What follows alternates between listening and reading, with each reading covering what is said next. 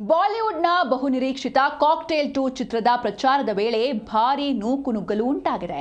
ಈ ಚಿತ್ರದಲ್ಲಿ ನಟಿಸಿರುವ ಶಾಹಿದ್ ಕಪೂರ್, ಕೃತಿ ಸನಾನ್ ಹಾಗೂ ರಶ್ಮಿಕಾ ಮಂದಣ್ಣ ಚಿತ್ರದ ಪ್ರಚಾರಕ್ಕಾಗಿ ಪುಣೆಯ ಮಾಲ್ ಒಂದರಲ್ಲಿ ಆಯೋಜಿಸಲಾಗಿದ್ದ ಸಂಗೀತ ಕಾರ್ಯಕ್ರಮದಲ್ಲಿ ಭಾಗವಹಿಸಿದ್ರು. ಈ ವೇಳೆ ನೆರೆದಿದ್ದ ಅಭಿಮಾನಿಗಳು ಮಿತಿ ಮೀರಿ ವರ್ತಿಸಿದ್ದು, ಜನರು ಸೆಕ್ಯೂರಿಟಿ ಬ್ಯಾರಿಕೇಡ್ಗಳನ್ನು ಮುರಿದು ನಟ ನಟಿಯರತ್ತ ನುಗ್ಗಿದ್ದಾರೆ.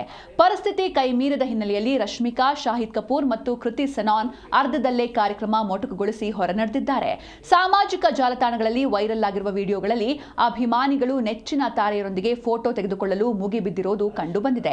ಜನಜಂಗುಳಿಯ ಮಧ್ಯೆ ಸಿಲುಕಿದ ಶಾಹಿದ್ ಕಪೂರ್ ಅವರ ಬಟ್ಟೆಯನ್ನ ಎಳೆಯುವಷ್ಟರ ಮಟ್ಟಿಗೆ ಪರಿಸ್ಥಿತಿ ವಿಕೋಪಕ್ಕೆ ಹೋಗಿದ್ದು, ತೀವ್ರ ಆಕ್ರೋಶಗೊಂಡ ಶಾಹಿದ್ ಜನರನ್ನ ತಳ್ಳುತ್ತಾ ಮುಂದೆ ಸಾಗಿದ್ದಾರೆ.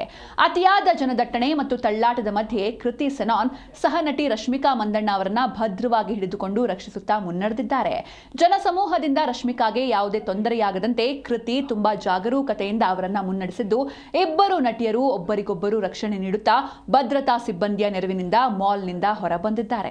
ಐಟಂ ಯಾವುದೇ ಇರಲಿ ಟ್ರೈ ಮಾಡಿ ಆಚಿ ಚಿಕನ್ ಮಸಾಲಾ.